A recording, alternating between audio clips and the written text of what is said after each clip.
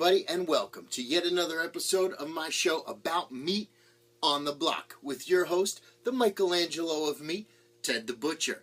So tonight on the show, we're going to be talking about pork, the boneless pork loin, to be a little bit more specific with you. Anyway, before we do that, I just want to say, keep checking out the videos, subscribe to the channel if you like what you see, follow me on Twitter, put all that information on the screen for you. I got a nice Facebook page there, I'll put that up as well. If you have questions, email me, ted@tedthebutcher.com. Check out my site, tedthebutcher.com. Lots of information there for you, just ways to think about food. Obviously, we're talking about meat, so go there, check it out. And I'd love to see it. I'd love to hear from you as well. Let's get some questions going. Let's get a dialogue going. And we'll go from there. We'll have some fun. We'll explore some food. All right. So with that said, let's get started with a little bit of education.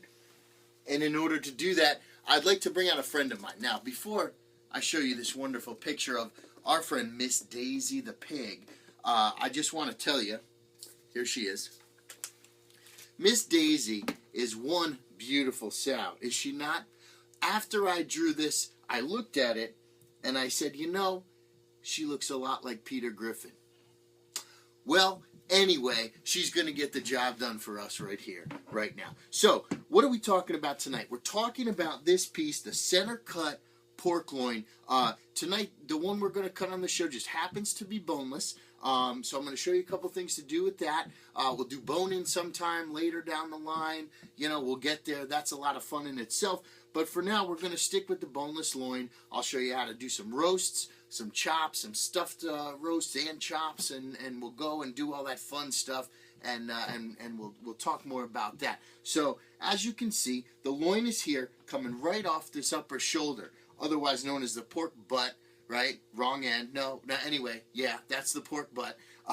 Pork shoulder, a lot of fat, a lot of sinew. Very similar. We talked previously about the beef rib. Also a cut that comes off the shoulder of the cow, of course. But tonight, we're talking about this center cut loin, as you can see, by the handy star. So this is a nice piece of meat that comes right along the spinal column in the back and connects from the shoulder, obviously, to the saddle and into the leg. Now, just a little bit of history, a little bit of etymology for you. This is a very tender cut, very lean, very nice, and it comes from high up on the hog. So if you've heard the expression high on the hog, it's referring to a good cut of meat because it comes from up on the upper portion. Now, for many years, especially in somewhat recent history, people have talked about the jowls and the lower shoulders, the bellies, the shanks, very fatty, very sinewy. They're pieces that didn't get a lot of love for a lot of years, but as this idea of craft butchery comes back, and people are starting to explore these cuts. I even was watching Andrew Zimmern's show on the Food Network not too long ago, and he was talking to a guy who basically braises and more or less barbecues the head, and I got to tell you, it looked delicious. So check that stuff out too. But a lot of these cuts, the head, the jowls, the cheeks, the shanks, the belly's great piece right there. Obviously, those are coming back into fashion. They're packed with flavor. But more traditionally up here, the center cut loin, one we're talking about tonight, nothing wrong with that cut either. So without further ado, thank you very much, Miss Daisy. You've been a wonderful guest here on the block. You have done what we needed you to do. I'm going to debut this beautiful piece of meat. All right. So, here it is. The boneless pork loin. So, as you can see, this is a nice long piece of meat. This one here is pushing 11 pounds, about 10 3/4. You got this nice sinewy end down here, and a nice, more robust, they call this the sirloin end right down here. You might have heard the term center cut. Obviously, kind of comes right from the middle, right? And we talked about that with Miss Daisy. Thank you, darling. Anyway, so these are some nice lean and clean pieces right in here. So the first few things I'm going to show you are going to be some roasts. What I do traditionally is I'll take a roast off of this end or even the sirloin end, sometimes cut the center into chops. that's a guideline, but basically you can take a roast from any section you want. You can make it as big as you want. So I'm going to show you some stuffed roasts, but before that I'm going to show you a regular boneless roast. Now, if you are not stuffing it, if you're just making a boneless roast, you're going to cook it at about 30 minutes a pound at 325. So what you'll do is you'll leave the piece of meat out, let it sit on the counter for about an hour and a half, 2 hours, let it get to room temperature, and then once it settles in, preheat your oven to 325, and you're going to do it 30 minutes a pound. Now, this is an interesting piece because as these get bigger, they often do not get bigger around or girthier, they get longer, right? So when you add weight to a piece like this, you're adding it in length. And what that's going to do is the piece of meat is going to stay, or it's going to get a little bit narrower as it gets bigger. So that is going to change the cooking time a little bit. If you have a piece like this and you're doing a real big one, you're going to check the cooking time. It's going to probably come down a little bit to be maybe like 20 minutes a pound. It depends how big the roast is. Okay, so standard cooking instruction is 30 minutes a pound at 325, but as it gets bigger, you might want to lower the time per pound, 25 minutes a pound, maybe 20 minutes a pound. The key here, and the way you're going to know when your roast is done, is using a meat thermometer, check the internal temperature, okay? That's 100, for a boneless pork like this, 145 degrees on your meat thermometer. And you can always check that out on the USDA site as well. So just want to throw that out there. If you're going to stuff it, cooking times change. Go based on the recipe that you're using. See what it says there. Okay? So when you cut a piece like this, I'm going to take a piece off right here, this roast, right along this end. You know, again, you can cut this anywhere you want. If you have your big 10-inch knife, that's the way to do it. All right? And you're just going to, I like to angle that right there. Just get the size you want. If you're doing this, if you bought a whole piece like this, you know, throw it on the scale, see how much it weighs, and then you get an idea. This one's about 11 pounds, give or take, closer to 10 and a half. You know, so we're around 5 and a quarter, right down the middle. There's a little more weight on this end, so you can skew it that way. But anyway, I'm just cutting a roast for demonstration purposes. Boom, there you go. That is one easy cut, one easy piece of meat, right? So that's your standard boneless pork loin roast. Now, I'm going to cut another one as well because we're going to demo a few other things here on the show. So again, if you have a piece like this, you know, just find where you want it. As you move down and make that cut bigger, all right, you're adding weight that way. So depending on how many guests you have, that's how you're going to determine how big you want that roast to be. The general rule is about half a pound per person as the serving size. So if you have 6 guests, you know, theoretically by the rule, you can feed them with a 3-pound roast. However, if you're like me, I love to eat. I'm sorry, I'm going to annihilate that rule. So know your guests. Nobody knows your guests the way you do. So for now, again, I'm going to cut one more roast off. Make that one right about there is good. And there you have it. I'll put this to the side. There we go. Boom. So these are your standard boneless pork loin roast. Now, if you're cooking this in the oven, here's another option. Sometimes, you know, there's a pretty soft and tender piece of meat as it stands here. So you can go ahead, if you have some butcher's twine laying around, if you want, go ahead and just tie that up. Give it a little bit of stability in there. Right? That'll sit nice and cook nice in the oven. And it looks nice when you tie it. If you got some herbs or anything that you're going to put on there, make a little seasoning or a crust on top, you know, you can go ahead and sometimes, depending on what you're using, you can put them right underneath the ties, anything like that you want to do.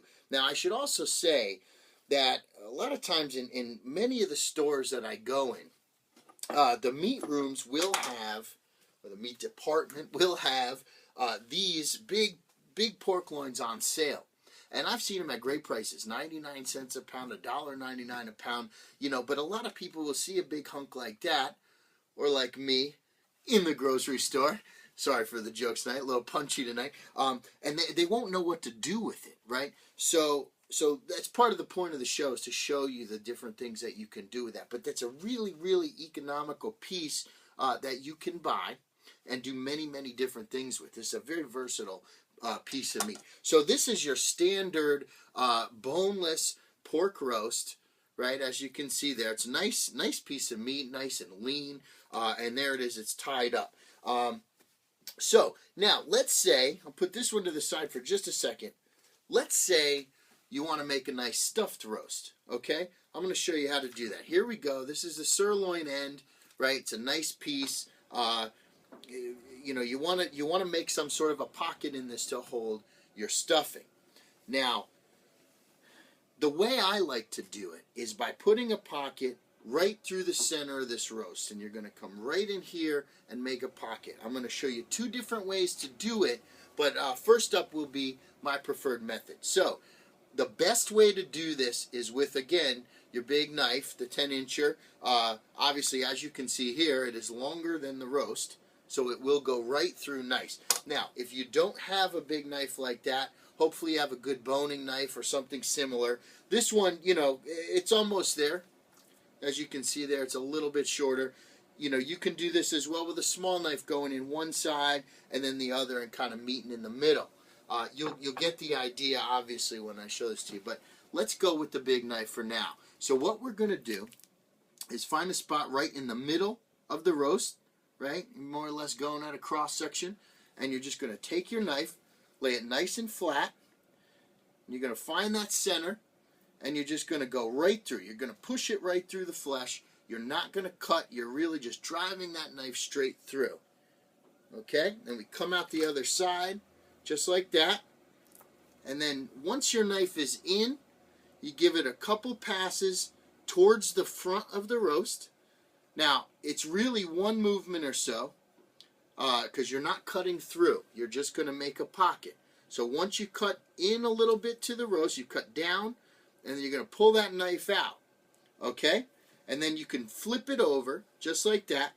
Go right back into that pocket you made. Okay? And you're going to come in through the other side. Just like that. Okay, so now you have a nice pocket right in that roast where you can fill it with any kind of stuffing that you want. I think you could see that right there. Okay? There it is, the nice pocket in that roast. So that goes all the way through. My fingers are touching in there. So if you got any kind of a stuffing, if you got a nice paleo stuffing, maybe with some fruit and some nuts, you know, you could even throw cheeses on there. We're getting a little outside of the paleo thing right there, but you get some cheeses in there, or any kind of bread stuffing. If you're doing the bread thing, you can mix that all together, put it right in there. Now, I do recommend, once you stuff this with whatever you might be stuffing with, tie it right up, okay? So tie it, with this I would tie once on each end. That'll hold your stuffing in there nice, and prevent it from, as it cooks, it tends to sort of loosen up, and some of that stuffing will come out the side. So when you tie it up, it'll stay nice and steady and stay right in there. Now, another way you can do this pocket, okay? So let's say we're going to take the same roast, but let's say there was not a pocket in it yet. I've seen this a couple times. What you'll do is, you'll come around, now see, this is, you've got this line of fat on this one side of this roast. It comes right off the back. This is sort of at the bottom as it sits in the animal, just like this. So we're going to come on the leaner, cleaner side, right? And we're going to sit it just like that, and take our knife, and again, come right down the middle of this roast, right? You want to find that line, right down the center, and you're just going to make a nice slice right into the meat. Move that knife back and forth. Let the knife do the work. Okay, it's a nice sharp blade if you have a good knife, of course, and let that go right through the meat. Now, you're going to stop as you get, you know, almost to the end there. Okay, that probably came through a little bit further than I wanted, but see, if you can see that, we're almost to the end. And what we've done here is sort of butterflied this open. All right, that's a beautiful piece of pork right there. Really nice piece of meat. Now, this is butterflied open. Some people stuff it this way, right? So it's still attached right there. And you can fill your stuffing in here. You can put it in just like that. And then once you've stuffed it, you put it just like this, fold it right back over, and again, tie it right up, okay? Now, this method absolutely works, but again, as it cooks, this meat will loosen up, it'll settle, and a lot of that stuffing, when you do it this way, is going to come out, so it's going to leak out the sides, kind of out the front. Sometimes that's great, it looks nice. I don't mind it either. I love to eat, so I'm not picky. But if you want it to stay in there nice, let's try it. I recommend doing it the way that I showed you the first time, which is making that pocket right inside. But again, there's no rules here, right? It's whatever you prefer. So there you go. That's how you butterfly it right in half and make a nice roast for stuffing.